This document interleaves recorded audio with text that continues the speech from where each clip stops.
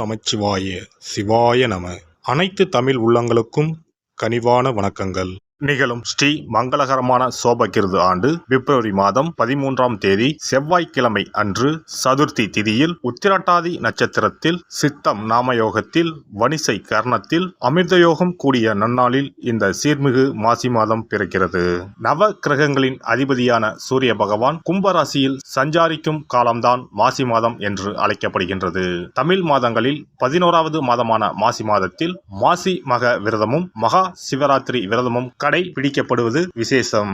மாசி மாதத்தில் பௌர்ணமி நிறைந்த மக நட்சத்திர நாளில் கொண்டாடப்படும் விரதம் மாசி மகம். சிவபெருமானுக்கு மாசி மாதத்தின் தேய்பிறை சதுர்த்தசி நாளின் இரவில் கொண்டாடப்படும் விரதம்தான் மகா சிவராத்திரி.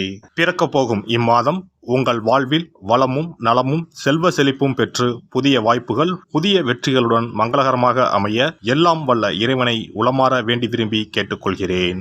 இம்மாத கிரக நிலைகளை பார்க்கும்போது மேசத்தில் குருவும் கன்னி ராசியில் கேது பகவானும் மகர ராசியில் செவ்வாய் சுக்கிரன் புதனும் கும்பராசியில் சனியும் சூரியனும் சேர்ந்து பயணிக்கின்றனர். மீன ராசியில் ராகு பகவான் சஞ்சாரம் செய்கின்றார். கிரக சஞ்சாரங்களின் பாதிப்பால் ஒரு சில ராசிக்காரர்கள் தங்கள் வாழ்வில் மண் மீதும் பெண் மீதும் ஆசைப்பட்டு வீண் விரயங்களை அடைந்து திருவோடு ஏந்தி பிச்சை மட்டும் எடுக்கவில்லை என்ற நிலை இருந்தது.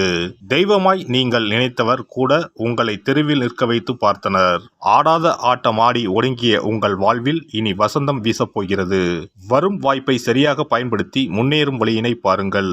மீனராசி அன்பர்களுக்கு பூரட்டாதி 4ஆம் பாதம் உத்திரட்டாதி ரேவதி நட்சத்திரத்தில் பிறந்தவர்களுக்கு கிரக ஓலைகள் ஒரு பக்கம் நன்மைகளை வழங்கக்கூடிய அமைப்பிலும் மற்றொரு பக்கம் மன இறுக்கத்தையும் மிகப்பெரிய செலவுகளையும் புதிய நபர்களால் விரயங்களையும் ஏற்படுத்தக்கூடிய சூழலிலும் சஞ்சாரம் செய்கின்றன.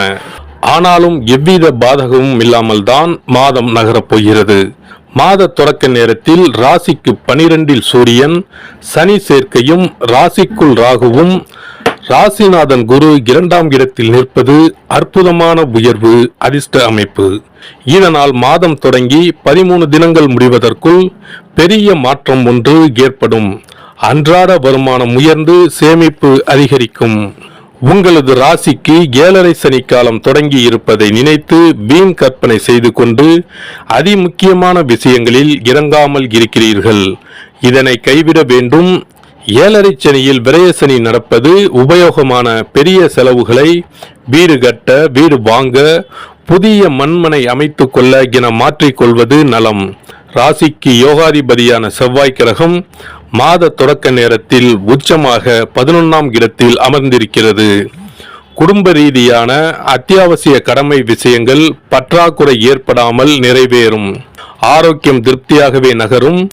வாழ்க்கை துணையின் இல்லத்தாரின் தேவை ஆசை விருப்பங்களை பூர்த்தி செய்து ஆச்சரியத்தை ஏற்படுத்தப் போகிறீர்கள். திருமண சுபகாரிய விஷயங்கள் சாதகமான முடிவை ஏற்படுத்தும். கொடுக்கல் வாங்கல் மற்றும் நாணய சம்பந்த பிரச்சனைகள் சிக்கல்கள் தீரும். வெளியூர் வெளிமாநில அயல்தேச தொழில் முதலீடு வியாபார திட்டங்கள் திட்டமிட்டபடி நிறைவேறும். இம்மாத செவ்வாய் மற்றும் ஞாயிற்றுக்கிழமைகளில் விசேஷ உயர்வு சம்பவங்களும் எதிர்பாராத பண வரவுகளும் கைக்கு வரும். இம்மாத 1, 9, 13, 27, 29வது நாட்களில் எல்லாம் பொன் பொருள் ஆடை ஆபரண சேர்க்கைகளும் சொத்து பத்து சேர்க்கைகளும் ஏற்படும். வாழ்க்கை துணையால் ஆபரண சேர்க்கைகள் காத்துள்ளன. சக நட்பு விஷயங்களில் சர்வ கவனமாக செயல்பட வேண்டிய மாதம் இது. புதிய நுணுக்க விஷயங்களில் முதலீடு செய்திருப்பதற்கு லாபம் காத்துள்ளது. அயல் மாநில அயல் தேச பெரிய பட்ஜெட் சம்பந்த விஷயங்களில் துணிச்சலாக இறங்கலாம். பதவி பொறுப்புகளும் அதிர்ஷ்டத்துடன் வந்து சேரும். வியாபாரிகளுக்கு லாபத்தை தக்க வைத்துக் கொள்ள நீங்கள் பாடுபட வேண்டியிருக்கும். சந்தையில் நியாயமற்ற போட்டிகளை சமாளிப்பதில் உழைப்பு கடினமாகும். லாபம் சற்று பாதிக்கப்படும். சக கூட்டாளிகளினால் பிரச்சனைகள் ஏற்படும். புதிய முதலீடுகளை கண்டிப்பாக தவிர்க்கவும். கலைஞர்களுக்கு வருமானம் அதிகரிக்கும். சினிமா துறையினருக்கு படங்கள் வெற்றி பெறும். அரசாங்க சலுகைகளும் கை கொடுக்கும். அரசியல்வாதிகளுக்கு சில முக்கிய முடிவுகளை எடுக்க வேண்டிய தருணம் வந்துவிட்டது. தீர சிந்தித்து செயல்பட வேண்டும். மாணவர்களுக்கு படிப்பில் சிறந்த முன்னேற்றம் ஏற்படும். உடல் நலனில் கவனமாக இருத்தல் மிகவும் அவசியம். விவசாயிகளுக்கு விளைச்சலும் வருமானமும் எதிர்பார்ப்பை விட சற்று அதிகமாகவே இருக்கும். வயல் பணிகளில் அதிக நேரம் உழைக்க நேரிடும். விஷ சந்துகளினால் ஆபத்து ஏற்படும். இரவு நேர வயல் பணிகளை தவிர்ப்பது மிகவும் அவசியம். ஆரோக்கியத்தில் கவனம் வேண்டும். கடன் கொடுப்பதையும் கடன் வாங்குவதையும் கண்டிப்பாக தவிர்க்கவும்.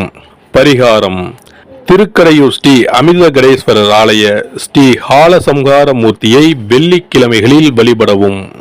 சிறப்பு பரிகார கோவில். திருமணம் தடைப்பட்டாலோ அல்லது நீண்ட நாட்கள் திருமணம் ஆகாமல் இருந்தாலோ சிறுவாபுரி பாலசுப்பிரமணிய சுவாமி கோவிலை நாடினால் பலன் உண்டாகும். நம் பிரார்த்தனை நிறைவேற சிறுவாபுரி முருகன் கோவிலுக்கு தொடர்ந்து 6 வாரமும் ஏதாவது ஒரு கிழமையில், அதாவது 6 வாரமும் முதல் வாரம் வந்த கிழமையிலேயே தொடர்ந்து அடுத்த 5 வாரமும் வர வேண்டும். வரும் நேரமும் ஒரே மாதிரியாக இருக்க வேண்டும். காலை என்றால் ஒவ்வொரு வாரமும் காலையிலே வர வேண்டும். மாலை என்றால் ஒவ்வொரு வாரமும் மாலையிலே வர வேண்டும். திருமணம் ஆக வேண்டிய நபர் 6 வாரமும் வாரம் ஒரு நாள் என்று 6 தடவைகள் தொடர்ந்து வந்து சிறுவாபுரி பாலசுப்பிரமணிய சுவாமியை வழிபட திருமணம் விரைவில் அமையப்பெறும். திருமணம் ஆக வேண்டி ஆண்டவனிடம் பிரார்த்திக்க வருபவர்கள் வள்ளி மணவாள பெருமானுக்கு அர்ச்சனை செய்து வர வேண்டும். 6வது வாரம் 6 அர்ச்சனைக்குரிய பொருட்களுடன் வந்து மரகத விநாயகர், மூலவர், வள்ளி மணவாள பெருமான், அண்ணாமலையார், உண்ணாமுலையம்மை, ஆதிமூலவர் ஆகிய தெய்வங்களுக்கு அர்ச்சனை செய்ய வேண்டும். வள்ளி மணவாள பெருமாள் சன்னதியில் தரும் மாலையை திருமண மாலையாக எண்ணி அணிந்து 6 முறை ஆலயத்தை சுற்றி வர வேண்டும். பின்னர் மாலையை வீட்டிற்கு எடுத்துச் சென்று திருமணம் நடைபெறும் வரை பாதுகாத்து வணங்கி வர வேண்டும். திருமணம் முடிந்ததும் தம்பதி இத்தலம் வந்து 6 தெய்வ சந்நிதிகளுக்கும் அர்ச்சனை செய்து பழைய மாலையை கோவிலில் உள்ள மரத்தில் கட்ட வேண்டும். திருமணம் தவிர மற்ற வேண்டுதல்களான வீடு, பிள்ளை பேறு, செல்வம், நோய் நிவர்த்தி ஆகியவை பெற வருபவர்கள் மேற்படி முறைப்படி 6 வாரமும் மூலவர் சன்னதியில் அர்ச்சனை செய்து வர வேண்டும். 6வது வாரம் மூலவர் சன்னதியில் இருந்து பெற்ற மாலையை அணிந்து 6 முறை நம் வேண்டுதலை இறைவனிடம் முறையிட்டு வெற்றி வேண்டி ஆலயத்தை வலம் வர வேண்டும். இத்தலத்திற்கு பிரார்த்தனை செய்து வருபவர்கள் 6 வாரமும் திருப்புகழ் பாடி இறைவனை வணங்க வேண்டும். எண்ணியதை முடிக்கும் எம்பெருமானை எண்ணி நம் மனதில் நம்பிக்கையை வளர்த்து கொள்ள வேண்டும். முதல் 5 வாரங்களுக்கு ஒவ்வொரு முறை வரும்போதும் 2 தேங்காய், 2 வாழைப்பழம், வெற்றிலைப்பாக்கு, பூமாலை 1 மற்றும் 2 எலுமிச்சப்பழம் கொண்டு வந்து வணங்க வேண்டும். 6வது வாரம் ஆண்டவனை வழிபட்டு அர்ச்சனை அல்லது அபிஷேகம் செய்ய வேண்டும். ஒவ்வொரு வாரமும் வந்து போகும்போது நம்மிடம் கொடுக்கப்பட்ட ஒரு எலுமிச்சம் பழத்தை வீட்டிலே வைத்து பூ வைத்து பூஜித்து வர வேண்டும். முதல் வார எலுமிச்சம் பழத்தை 2வது வார எலுமிச்சம் பழம் வந்தவுடன் எடுத்து கடல், கிணறு ஏதாவது ஓர் அசுத்தம் இல்லாத இடத்தில் சேர்த்துவிட்டு தற்சமயம் பெற்று வந்த பழத்தை மீண்டும் பூஜிக்க வேண்டும். இவ்வாறு 5 வாரம் செய்துவிட்டு 6வது வாரம் நாம் பெற்று வந்த பழத்தை ஈரம் படாது பாதுகாத்து நம்முடைய பிரார்த்தனை நிறைவேறும் வரை பூஜிக்க வேண்டும். இந்த பிரார்த்தனை பூஜை காலங்களில் நாம் அண்டர்பதி திருப்புகளை ஓதி வணங்க வேண்டும். நம் பிரார்த்தனை நிறைவேறியதும் சிறுவாபுரி வந்து 6 அர்ச்சனைக்கு உரிய பொருட்கள் வைத்து பால சுப்பிரமணிய சுவாமியை வணங்க வேண்டும். இங்கு உள்ள 2 முருகப்பெருமான் சன்னதிகளில் ஆதி மூலவரிடம் நம்முடைய குறைகளையும் தடைகளையும் நீக்க கோரி வணங்கி வர இன்ப வாழ்வு உண்டாகும்.